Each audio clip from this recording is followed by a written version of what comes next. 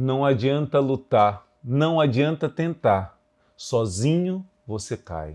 Mas o mundo sabe seduzir. Ele oferece prazer fácil, vícios que parecem liberdade, caminhos largos que parecem bons, mas no final levam à destruição. Mas há uma força que o mundo não sabe vencer. É a força da fé. A fé é uma resposta contra os vícios que querem te prender. É uma luz para revelar as armadilhas. É a arma que destrói o orgulho, o pecado e a mentira.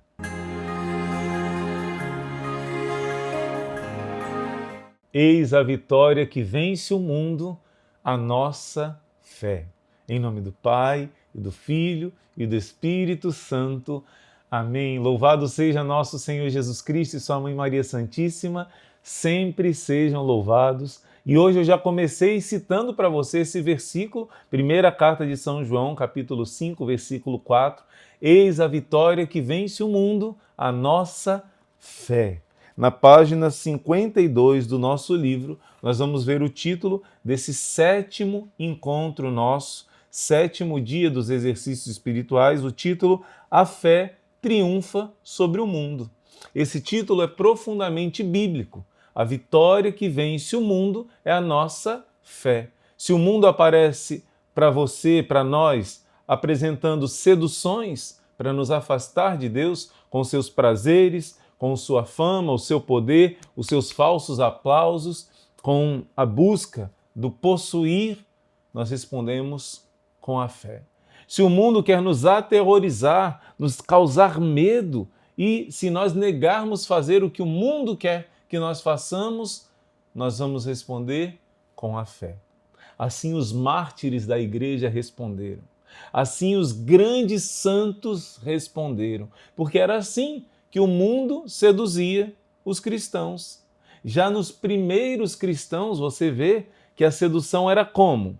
O mundo seduzia num primeiro momento, oferecendo todas as riquezas, prazeres, glórias que o mundo possa oferecer, satisfazendo os 3 P's, o seu prazer, o seu possuir e o seu poder. Se você negar Jesus Cristo, você vai ter tudo isso. E os santos respondiam, não. Assim como Jesus respondeu a Satanás quando apresentou, se você se ajoelhar diante de mim, tudo isso será teu, Jesus disse, não. Jesus venceu o mundo e nos ensina a vencer. Por exemplo, São Sebastião, que é o patrono do Rio de Janeiro, ele, esse grande santo, recebeu do imperador proposta de riquezas, de poder, se ele negasse a fé cristã. E ele disse não. Ele e todos os outros mártires que dizem não, logo depois da oferta do poder, já que não deu certo, vem a ameaça, o medo, o terror. Por isso não é fácil vencer o mundo. Uma força somente humana não é possível de vencer o que esse mundo faz conosco. Tanto no lado das seduções, as tentações, os atrativos, que são uma ilusão, uma mentira. Mas é muito difícil resistir a tantas tentações.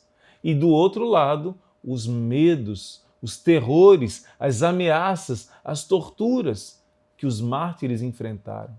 Somente uma graça sobre-humana, sobrenatural, acima do natural, acima do ser humano, que é o Espírito Santo de Deus, pode nos dar essa força sobrenatural que consegue superar as dificuldades maiores, os sofrimentos maiores, as humilhações. A fé é a vitória que vence o mundo. E é essa fé que é o maior tesouro que você poderia receber. Você recebeu no seu batismo o Espírito Santo de Deus. E é Ele, o Espírito Santo, que sustenta a sua fé. Vamos falar hoje um pouco sobre essa virtude, a virtude que abre a nossa vida espiritual e a virtude que deve ser guardada. São Paulo vai dizer várias vezes para Timóteo, guarda o depósito da fé. Guarda o tesouro da fé. Nós temos esse tesouro num vaso de barro. É frágil a nossa vida nessa terra, mas o tamanho do tesouro que nós temos, o mundo não compreende. Mas quem já experimentou o encontro com Deus vivo, sabe o grande tesouro que nós temos em vaso de barro. Tenta imaginar a Virgem Maria carregando o menino Jesus para o Egito, fugindo da fúria de Herodes, sob a proteção de São José e, claro, dos santos anjos que eles não viam. Mas imagina, ninguém sabia quem era aquela criança, mas Nossa Senhora sabia o tamanho do tesouro que ela estava carregando consigo. E São José sabia a grandeza do tesouro que eram Jesus no colo de Maria. Os dois, Jesus e Maria. E São José guardou, protegeu esse tesouro. Assim eu e você precisamos proteger o tesouro da fé, porque somente a fé vai te dar o ingresso para a vida eterna. Vamos então meditar, começando com essa passagem da Bíblia. 1 João 5, de 1 a 6. Todo aquele que crê que Jesus é o Cristo, nasceu de Deus. E todo aquele que ama aquele que o gerou, ama também aquele que dele foi gerado. Olha que bonito. João está dizendo que todo mundo que ama a Deus Pai, ama a Deus Filho. Se Deus Filho foi gerado pelo Pai, se você ama a Deus de verdade, você vai aceitar Jesus como o verdadeiro Senhor e Salvador, porque Jesus revelou a verdade de Deus. Aqui eu me lembro de Nossa Senhora. Como a pessoa pode amar aquele que foi gerado por ela e não amar aquela que o gerou, não é? Uma reflexão que fica para os nossos irmãos que às vezes rejeitam a Virgem Maria. Versículo 2. Nisso conhecemos que amamos os filhos de Deus, se amamos a Deus e guardamos os seus mandamentos. Eis o amor de Deus, que guardemos os seus mandamentos. E os seus mandamentos não são penosos, porque aquele que nasceu de Deus vence o mundo. Essa é a vitória que vence o mundo, a nossa fé. Quem é o vencedor do mundo, senão aquele que crê que Jesus é o Filho de Deus? Ei-lo Jesus, aquele que veio a nós pela água e pelo sangue, não somente pela água, mas pela água e pelo sangue. E o Espírito é quem dá testemunho dele, porque o Espírito é a verdade. Há 2000 anos atrás, Jesus morreu e ressuscitou. Mas como é que ele chega para nós hoje? Através do Espírito Santo, da água e do sangue. Como assim, irmão Luiz Maria? Nós, através da palavra de Deus, temos uma experiência com o Espírito Santo. Nós precisamos do Espírito Santo. É ele que gera Cristo em nós, mas ele gera Cristo em nós através dos sacramentos, representados pela água e pelo sangue que jorraram do coração de Jesus. Quando você é batizado, o Espírito Santo te lava através da água batismal. Então, Jesus veio até você, entrou dentro do seu coração através da água batismal. Mas os nossos irmãos protestantes, eles pensam que Jesus veio somente pela água.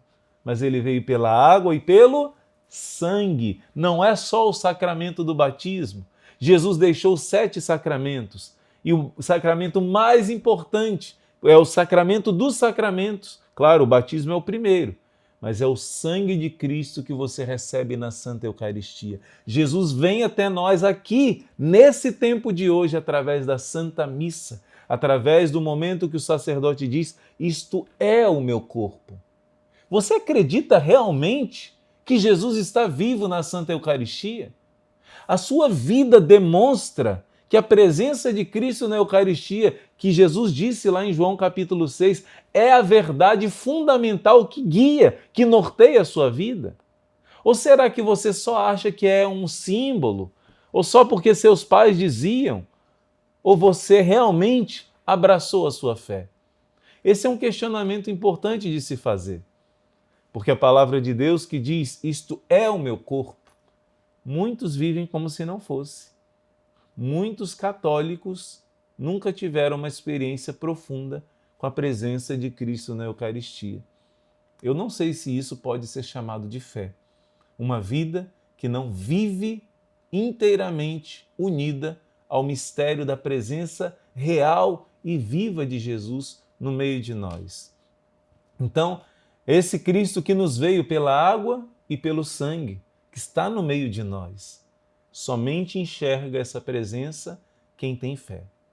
Se é dito que a fé é a necessária para a nossa salvação, eu vou ler essa passagem para você, eu antes quero fazer uma meditação com você. Qualquer pessoa que vive nesse mundo, ela precisa ter fé. Eu estou falando agora de fé humana.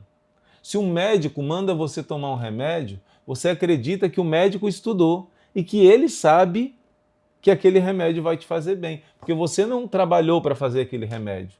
Você não viu a composição, principalmente esses remédios que são manipulados. Vou dar um exemplo. Quando eu tive câncer, eu tive que receber ali a quimioterapia.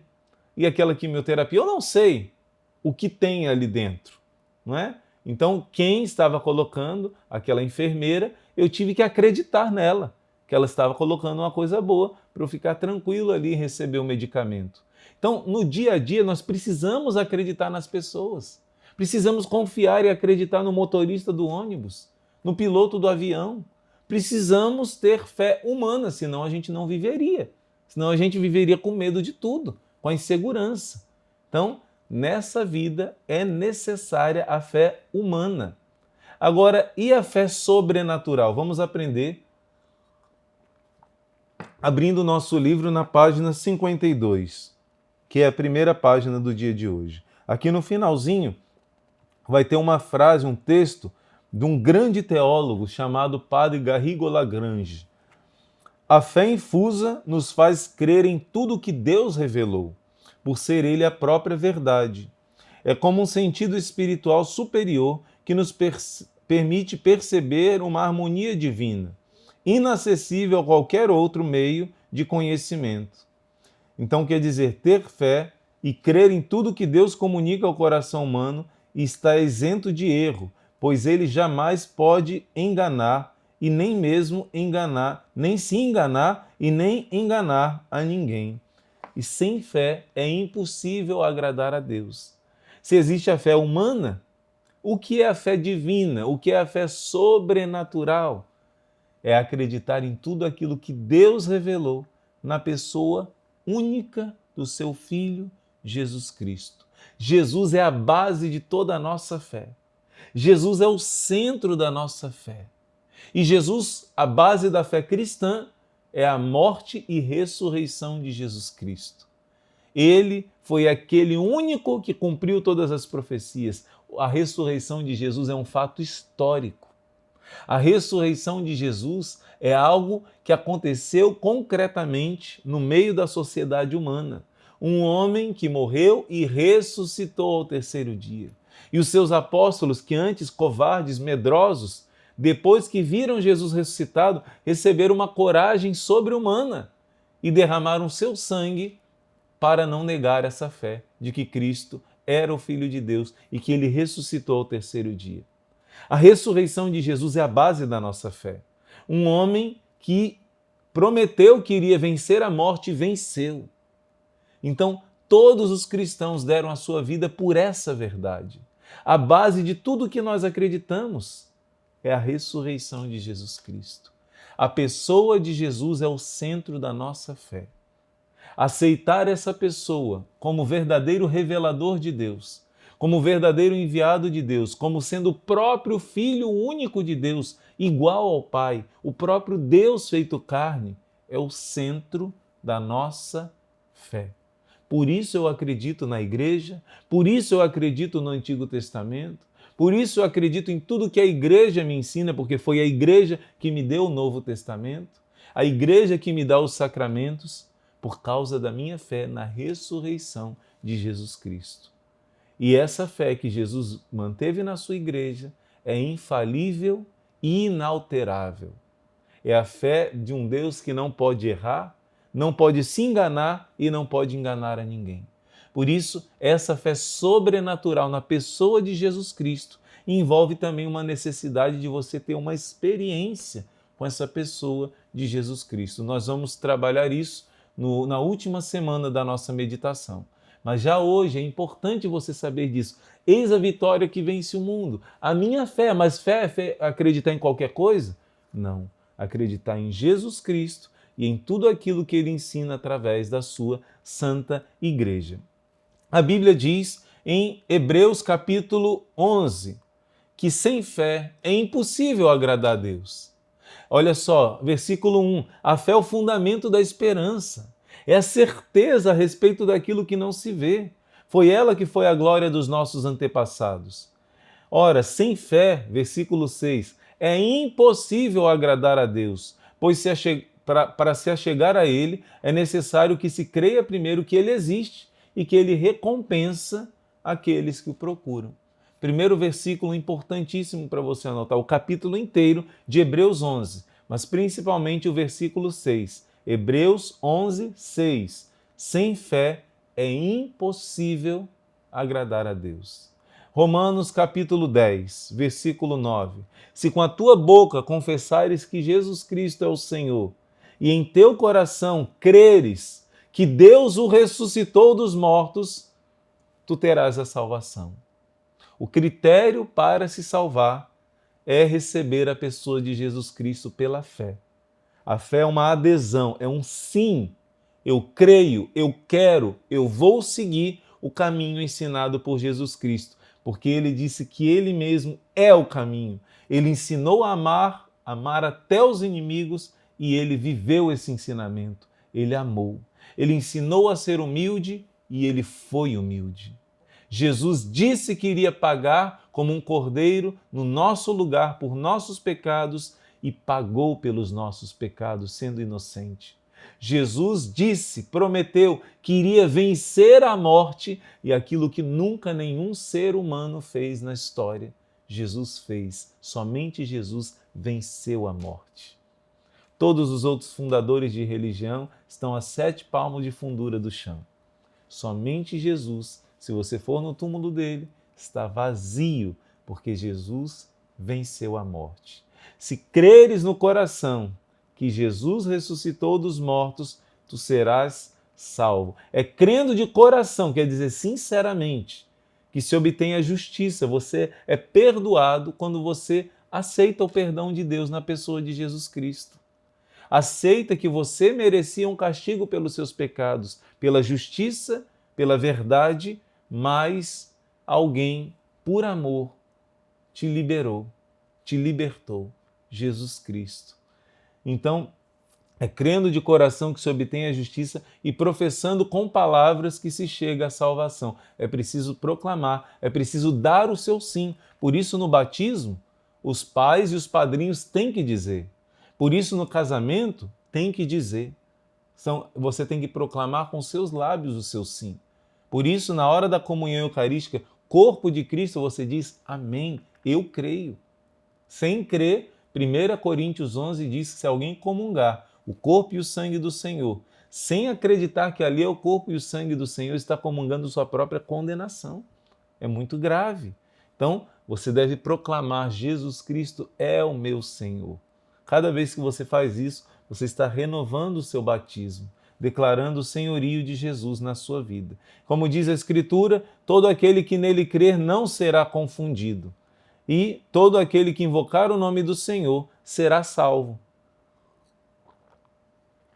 Ah, irmão Luiz Maria, então agora eu entendi. Basta dizer que acredito em Jesus e meu ingresso para o céu está garantido? De jeito nenhum. Não é só crer com palavras. Ele disse que é proclamar com palavras e crer de coração. O que significa esse crer de coração? Significa o que Jesus disse, se eu não me engano, em Mateus 7. Nem todo aquele que me diz Senhor, Senhor entrará no reino dos céus, mas aquele que faz a vontade do meu Pai que está nos céus. Então não é só acreditar com palavras. A Bíblia diz que a fé sem obras é morta. Está lá na carta de São Tiago, capítulo 2. Fé que não é verdadeira, uma fé que não entra na sua vida, uma fé que não modifica sua maneira de viver, de agir, de se comportar, não é uma fé verdadeira. Não é crer de coração. Olha o que está escrito em Gálatas 5:6. Estar circuncidado ou incircunciso não vale nada em Cristo Jesus, mas o que vale sim é a fé que age pelo amor, age pela caridade, atitudes. Uma fé que te leva a atitudes. Na página 53, a gente vai ver que essa fé sem obras é morta. Olha aqui.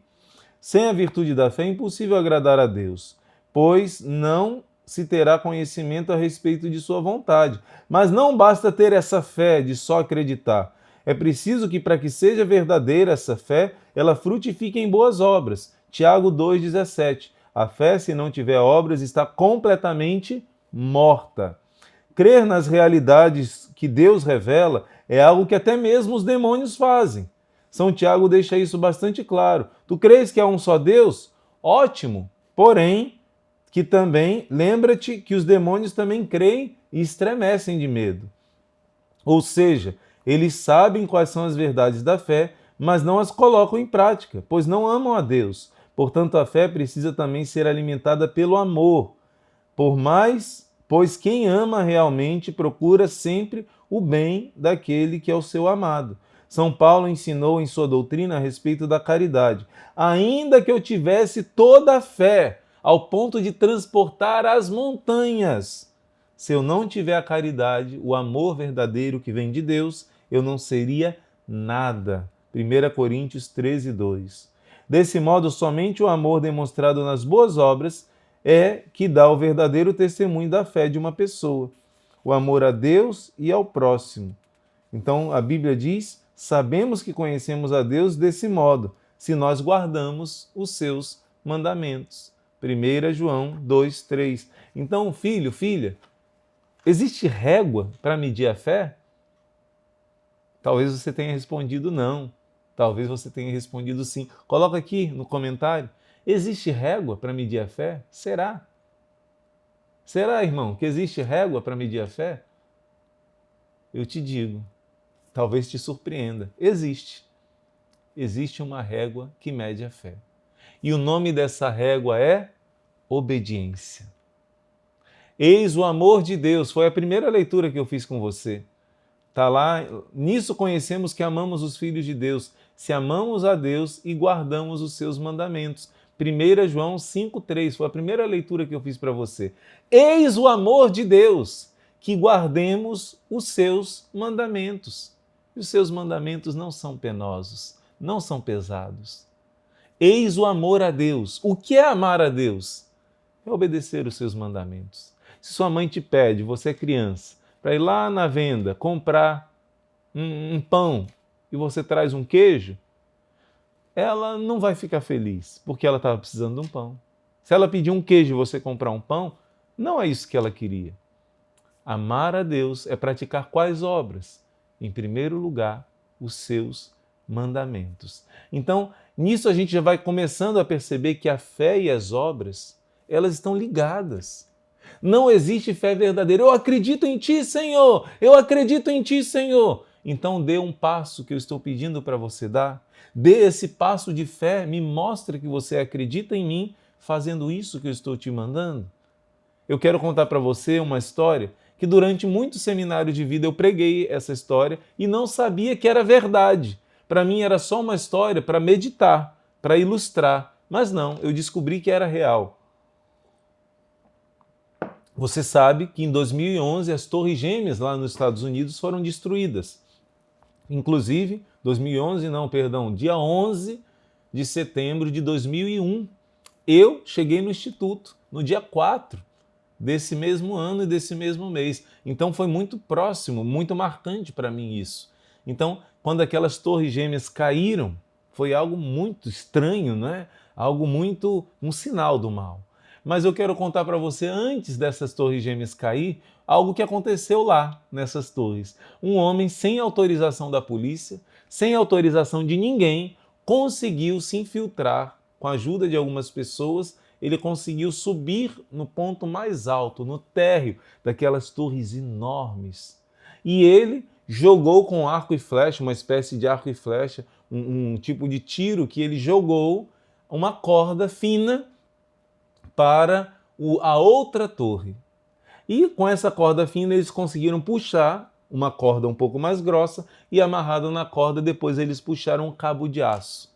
Conseguiram amarrar da ponta à outra ponta das Torres Gêmeas um cabo de aço bem tenso, né?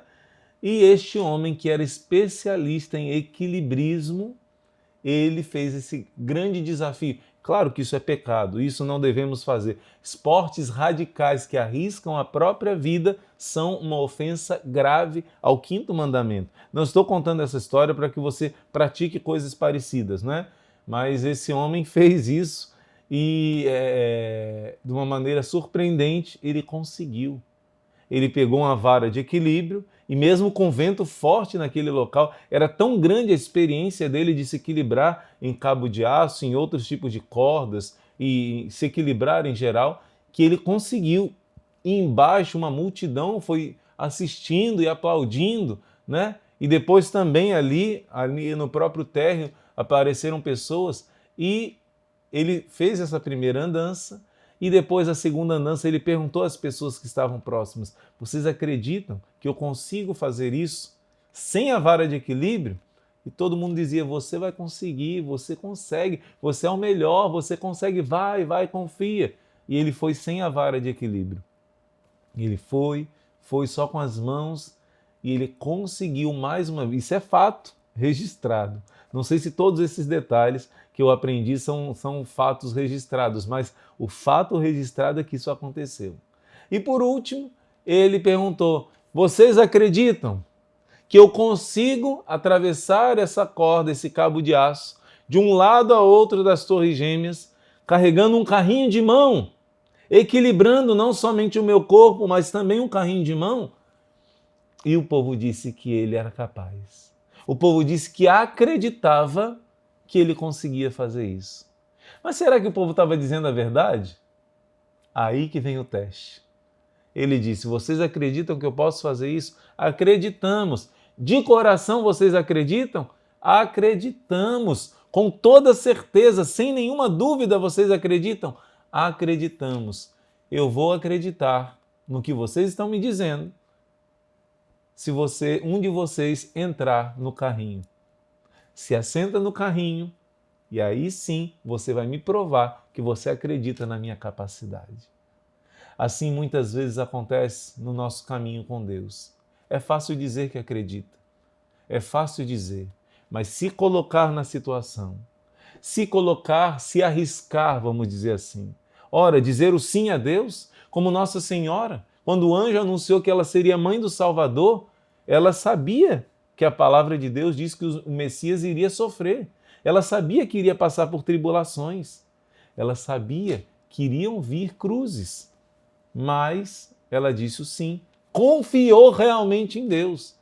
Pouco tempo depois, a gravidez apareceu. José não sabia e Nossa Senhora não tinha autorização de dizer a José de onde veio aquela gravidez. José não tinha nenhum contato físico com Nossa Senhora, porque ainda não moravam na mesma casa, embora já fossem casados. Na cultura judaica não se tinha nenhuma relação sexual, né? Antes de ir morar junto, mesmo que já fosse casado, prometido em casamento. Então, ela sabia que ali a lei dizia que uma gravidez que não é do esposo deveria ser punida com apedrejamento, porque é o adultério. Então, ela se arriscou. E o próprio Deus que apareceu em sonho para José, quando ele iria abandonar para não precisar denunciar, pois ela seria apedrejada, o anjo apareceu. O próprio Deus apareceu em sonho a José. O próprio Deus tomou a iniciativa de proteger a Virgem Maria, mas ali ela se arriscou. Ela disse o seu sim de confiança. Será que você tem falado para Deus somente que você crê? Senhor, Senhor, não é só quem diz Senhor, Senhor que entrará no céu, mas quem procura fazer a vontade do meu Pai que está no céu. Não é só crer intelectualmente e de boca, é dizer sim e abraçar os mandamentos de Deus, os mandamentos da igreja, mudar a minha vida e pautar a minha vida segundo o Evangelho. Então, essa régua da fé se chama obediência. Se você é uma pessoa que obedece até nos momentos mais difíceis, se você é uma pessoa que não deixa os mandamentos de Deus, mesmo ameaçado, nós celebramos há pouco tempo os mártires do Rio Grande do Norte. Se eles negassem a fé na Eucaristia, se eles saíssem da missa, eles iriam ser poupados. Mas eles preferiram não negar a fé na Eucaristia. Todos morreram naquela igreja. Então, será que nós acreditamos só no momento conveniente? A régua que mede a sua fé é a sua fidelidade, a sua obediência. No Antigo Testamento, nós podemos ver um exemplo de Abraão. Abraão era um homem que vivia no meio de pagãos e teve uma experiência com Deus vivo, que convidou dele a abandonar aquela vida de paganismo, de adorar vários deuses e adorar o Deus verdadeiro, dos seus antepassados realmente, de Noé, de Adão e Eva, existia a fé no Deus verdadeiro que depois da Torre de Babel se espalhou e várias divindades começaram a ser adoradas. E Abraão voltou a essa fé no Deus verdadeiro, embora contrariando a todos, deixou sua terra, deixou sua pátria, deixou tudo. E Deus prometeu para Abraão que ele iria ter uma descendência enorme. Passaram anos, a sua jovem esposa, muito bela, mas não era fecunda. Nem Abraão, nem Sara poderiam ter filhos. Mas se eles não podiam ter filhos jovens, ainda mais idosos, pois foi depois deles idosos que a promessa veio. E mesmo assim Abraão esperou. Contra toda humana esperança, como diz em Romanos 5, contrariando a tudo e a todos, ele confiou em Deus, porque a experiência dele com o Deus verdadeiro, ninguém tira do seu coração. Se você somente segue a Deus por algo intelectual, podem confundir a sua fé. Se você somente segue a Deus por sentimentos, quando eu sinto que eu estou bem, eu vou para a igreja, você também vai perder sua fé. Não é fé verdadeira. Mas se você tem um relacionamento, se você tem uma experiência de convívio, de amizade com Deus, ninguém tira a sua fé.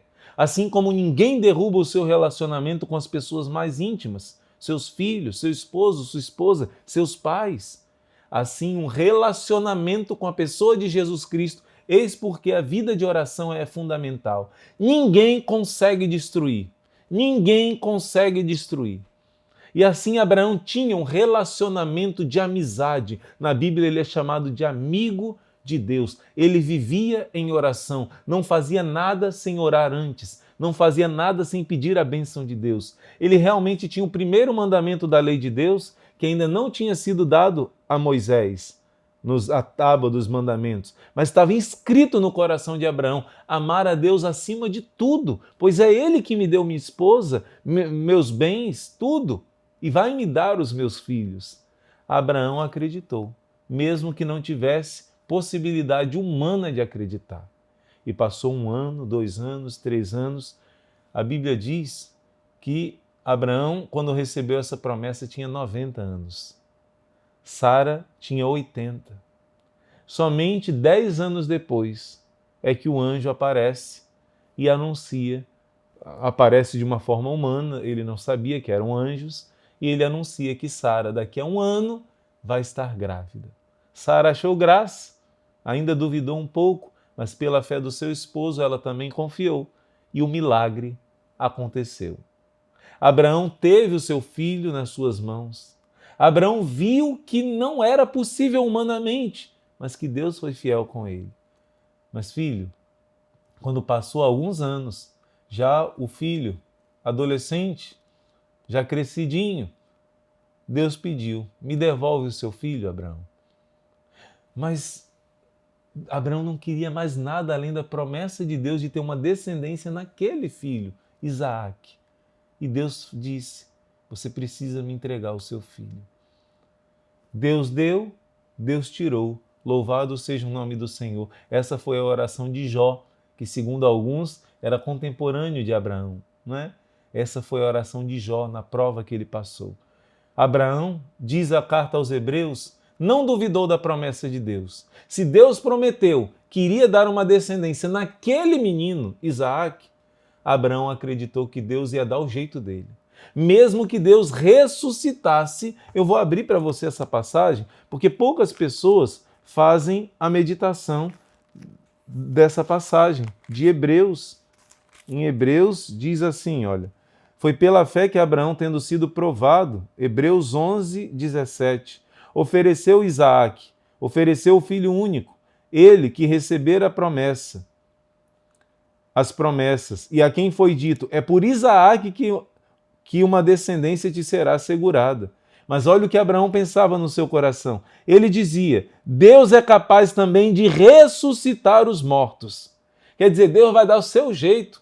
Se ele pede para oferecer em holocausto Isaque, Deus vai dar um jeito de, em Isaque, me cumprir o que ele prometeu. Porque Deus é fiel e eu experimentei isso na minha vida. Eu sei que Deus não mente, Deus não me engana, Deus não trapaceia, Deus não é homem para mentir. Abraão acreditava, ele tinha relacionamento com Deus. E o que aconteceu? Por isso ele recuperou o seu filho, como um símbolo. Muitas pessoas não sabem, mas esse pedido que Deus fez para Abraão, para nós pode parecer escandaloso. Porque pegar um filho e sacrificar e oferecer em holocausto, como se fosse um churrasco queimado, para nós hoje é algo terrível. Mas eu quero que você não tenha esse anacronismo. Não olhe para a situação que foi escrita a Bíblia há 3.800 anos, 1.800 antes de Cristo isso aconteceu, com os olhos que a gente tem hoje, de uma cultura que foi modelada pelo cristianismo. Não, olhe com a cultura daquela época. Naquela época, Abraão vivia num meio pagão, e todos aqueles povos tinham costume de oferecer sacrifícios de animais e quem queria mais poder oferecia o sacrifício do seu filho primogênito. Era um costume pagão oferecer o sacrifício humano. Quando Deus faz isso com Abraão, e Abraão conhecia o Deus verdadeiro, Abraão conhecia as profecias que já vinham desde os primeiros patriarcas. Desde Adão e Eva existia a promessa de uma descendência que iria dar a vida, um futuro Salvador que iria se sacrificar pela humanidade. Abraão sabia disso. E quando Deus pede para Abraão oferecer Isaque em sacrifício, Abraão está naquela cultura que estava acostumada com isso, e Deus ensinou a Abraão, quando ele iria sacrificar, Deus não deixou, o anjo chamou Abraão e mostrou um carneiro que estava ali perto, que foi sacrificado no lugar. Filho, esse foi um ensinamento grandioso, que Deus ensinou para aquela religião que iria preparar a vinda do Salvador, que acabou os sacrifícios humanos. Na verdadeira religião não existem sacrifícios humanos. E o único sacrifício que vai acontecer é daquele cordeiro. Aquele cordeiro representa o futuro Jesus Cristo. O único sacrifício, Abraão não precisou sacrificar o seu filho, mas Deus Pai sacrificou o seu filho inocente, o verdadeiro e puro inocente, para nos livrar dos nossos pecados. O único sacrifício humano é o de Jesus Cristo. Então, a partir de Abraão, acabou o sacrifício humano. Deus formou o seu povo através de Abraão. E no povo de Deus não tinha sacrifício humano. Para substituir o sacrifício que eles faziam dos filhos, eles sacrificavam no lugar do primogênito um cordeiro ou então 2 pombinhas, como o menino Jesus foi oferecido no templo e ofereceu esse sacrifício no lugar. Não existia sacrifício de seres humanos. O único caso que conta é um juiz chamado Jefté, que ele faz uma promessa. Não foi Deus que pediu, ele que fez uma promessa. Se eu vencer a batalha, eu vou sacrificar a primeira pessoa que eu ver. E a primeira pessoa que ele vê é a filha dele. E ele sacrifica a filha dele. Isso foi mais um ensinamento para dizer que não é do agrado de Deus. Tem passagem em Deuteronômio que diz: os outros povos pedem isso. Eu nunca pedi isso, não peço isso. Quando ele ensinou para Abraão, foi para dar esse ensinamento do futuro Messias que iria morrer no nosso lugar. Mas por que eu estou contando isso para você? Porque para Abraão foi difícil acreditar que Deus era fiel antes para ter o filho. Mas muito mais difícil foi depois que ele já tinha o filho, confiar que Deus continuava fiel. Para mim e para você também, muitas vezes é fácil acreditar, quando na nossa vida os problemas não são tão grandes. Mas quando nós atravessamos grandes problemas na nossa vida, a nossa fé, que é mais preciosa do que o ouro, ela está passando pelo forno que o ouro passa para poder perder os resíduos, para poder perder a escória, os restos e se tornar ouro puro. Não é fácil. É só uma graça sobrenatural, é só uma fé divina, que é dom de Deus para quem pede. E quem faz a perfeita consagração a Nossa Senhora. São Luís diz no Tratado da Verdadeira Devoção, nesse livro tão maravilhoso, São Luís diz que você vai receber a fé mais poderosa que existe. A fé da Virgem Maria vai encher o seu coração. Sem essa fé, nós não conseguimos viver esses tempos difíceis. Sem essa fé, nós não vamos superar. No Antigo Testamento, nós temos o exemplo de Abraão. Mas no Novo Testamento, não se faz sacrifício humano, mas se faz o sacrifício da vida, do coração, dos seus apegos, dos seus gostos, das suas paixões. Se faz o sacrifício por amor ao próximo. A nossa vida, a imitação de Jesus, se torna um sacrifício de amor. E aí a gente prova a nossa fé. Nós provamos a nossa fé dando a nossa vida por amor. E quando nós passamos por um momento muito difícil de cruz, quem está unido a Jesus não vai se revoltar, não vai blasfemar, não vai odiar os outros, não vai se vingar, mas vai entender que nessa vida eu estou unido a Jesus na cruz e a minha recompensa está do outro lado. Um cristão que tem uma fé viva, quando você vê no hospital alguém morrendo, doente, sofrendo, que tem uma fé viva, é tão bonito. Mesmo sofrendo, aquela pessoa está cheia de amor, cheia de confiança em Deus, cheia de certeza no céu. É muito diferente de uma pessoa que não tem fé, que começa a blasfemar, que começa a odiar a todos, que começa a amaldiçoar a si mesmo. A fé não se mostra no momento de facilidade somente, mas no momento da prova e da dor. E eu termino dando um testemunho. Quando eu tive acidentes, eu dei o testemunho já aqui no nosso canal, também em outros lugares eu dei o testemunho da minha conversão e de grandes acidentes que eu tive na minha vida. Quando eu passei por acidentes que me deixaram à porta da morte, ao ponto dos meus pais ficarem desesperados e apavorados, anos depois eu descobri que nesses 2 acidentes que eu bati às portas da morte, a minha mãe fez essa oração a Deus. Senhor, aconteça o que acontecer, não permita que eu perca a minha fé. A minha mãe poderia pedir para eu não morrer. Ela poderia pedir um milagre de eu ficar vivo. E ela com certeza pediu isso. Mas o primeiro pedido dela, a primeira oração foi: a dor é muito grande de perder um filho, Senhor.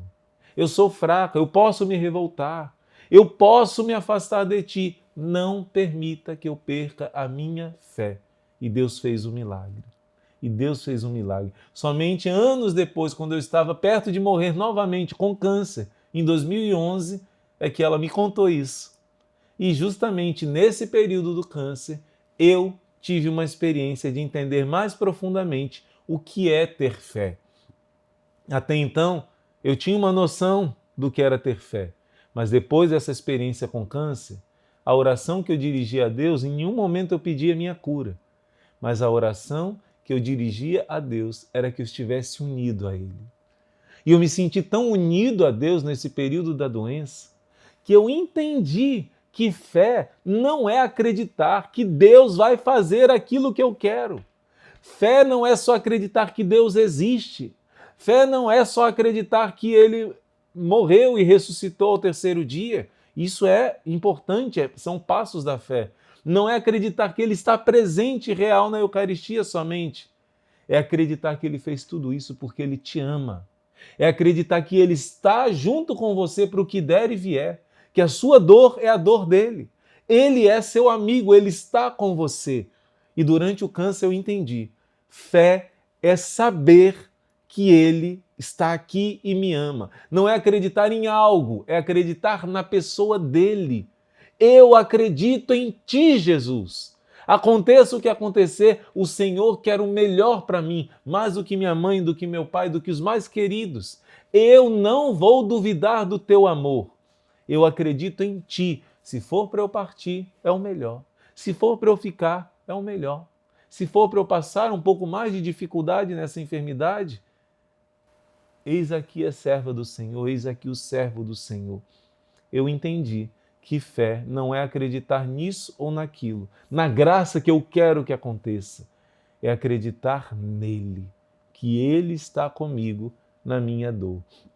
E como propósito, vamos ler aqui o nosso propósito do dia de hoje. A vitória que vence o mundo é a nossa fé. A fé é capaz de mover montanhas, de operar verdadeiros milagres, porque nos faz entrar em conformidade com a vontade de Deus. Como é feliz aquele que vive de fé neste mundo, porque enxerga realidades que muitos não conseguem enxergar. Quem tem fé tem olhos de águia. Peça a Deus que aumente sempre mais a sua fé, que Ele te conceda uma fé como a da Virgem Maria, inabalável, forte e decidida. Mas não somente você vai pedir a Deus que aumente sua fé, que coloque dentro do seu coração a mesma fé da Virgem Maria, para você vencer esse mundo, mas eu proponho para você um exercício espiritual. Uma vez, o padre Luciano Brambila, um sacerdote que foi o nosso capelão durante quase 8 anos, ele foi lá de Belém, do Pará, também em Bragança, no Pará, por quase 50 anos foi padre por lá pelo Pará, e no final, antes do final da sua vida, ele passou já velhinho aqui, e uma vez, sendo nosso confessor, ele me atendeu em confissão, e a penitência que ele me deu foi essa: irmão Luiz Maria, o senhor vai para a capela, e o senhor vai fazer a penitência um pouco diferente. O senhor vai fazer uma oração, relembrando as pessoas que fizeram bem na sua vida. Agradecer a Deus por tantas bênçãos que Ele fez na sua vida através dessas pessoas. E bateu que era a hora da oração mental. A gente tinha quase 1 hora de oração para fazer naquele momento. Então eu pude fazer um pouco mais demoradamente a penitência que Ele me mandou. O Espírito Santo foi me dando uma gratidão tão grande, uma alegria tão grande, lembrando de muitas pessoas que passaram na minha vida e fizeram bem. E eu sou quem eu sou hoje, graças a Deus, mas através dessas pessoas. Mas eu também comecei a lembrar, o Espírito Santo foi trazendo as pessoas que me fizeram mal. E eu comecei a agradecer a Deus não somente pelas pessoas que me fizeram o bem, mas pelas pessoas que me fizeram sofrer. Eu consegui perceber que naqueles momentos Jesus estava comigo na minha dor. E eu comecei a perdoar essas pessoas que me fizeram mal e rezar pela conversão delas. E comecei a agradecer a Deus, porque na minha história de vida eu passei por humilhações, por dores e provas, e eu entendi que estava unido a Jesus na dor, para estar unido a Jesus na vitória. Foi uma oração, a melhor penitência que eu já fiz depois de uma confissão, e foi uma grande libertação interior. Porque eu conto essa história para poder acrescentar na sua vida a mesma experiência. Faça esse teste. Faça, separe ao menos 10, 15, 20, meia hora ou até mais, se você conseguir. Cada um sabe da sua experiência de oração. Dedica um tempo para você começar a agradecer a Deus pelas coisas boas e agradecer a Deus pelas dificuldades que você já enfrentou e que você está aqui hoje porque Deus te ajudou. Perceba que nos momentos de dor, Deus não te abandonou. A dor sua era a dor dele. Ele misteriosamente estava unido a você na dor, estava junto com você, você não estava só. Será uma cura para o seu coração e um avivamento para a sua fé, porque os momentos de dores que virão no futuro, você não vai mais enfrentar sozinho, mas de mãos dadas com Jesus, porque a vitória que vence o mundo é essa fé na pessoa de Jesus Cristo, que vive, que está junto com você e que te sustenta até o céu. Deus te abençoe, façamos a nossa oração. Veni Creator Spiritus. Ó vinde, Espírito Criador, as nossas almas visitai, e enchei os nossos corações com vossos dons celestiais. Vós sois chamado intercessor, do Deus excelso o dom sem par, a fonte viva, o fogo, o amor, a unção divina e salutar. Sois doador dos 7 dons, e sois poder na mão do Pai. Por ele prometido a nós, por nós seus feitos proclamai. A nossa mente iluminai, os corações enchei de amor. Nossa fraqueza encorajai, qual força eterna e protetor. Nosso inimigo repeli, e concedei-nos vossa paz. Se pela graça nos guiais, o mal deixamos para trás. Ao Pai e ao Filho Salvador, por vós possamos conhecer, que procedeis do seu amor, fazei-nos sempre firmes crer. Glorifiquemos a Deus Pai e ao Filho que ressuscitou, e ao Santo Espírito de Deus, por infinitos séculos. Amém. Enviai o vosso Espírito, e tudo será criado, e renovareis a face da terra. Oremos. Ó Deus, que instruístes os corações dos vossos fiéis com a luz do Espírito Santo, fazei que apreciemos retamente todas as coisas segundo o mesmo Espírito e gozemos sempre da sua consolação. Por Cristo Senhor nosso. Amém. Ave Maris Stella. Ave do mar estrela, bendita Mãe de Deus, fecunda e sempre virgem, portal feliz do céu. Ouvindo aquele ave do anjo Gabriel, mudando de Eva o nome, trazei-nos paz do céu. Ao cego iluminai, e ao réu livrai também. De todo o mal guardai-nos, e dai-nos todo o bem. Mostrai ser nossa mãe, levando a nossa voz, a quem por nós nascido, dignou-se vir de vós.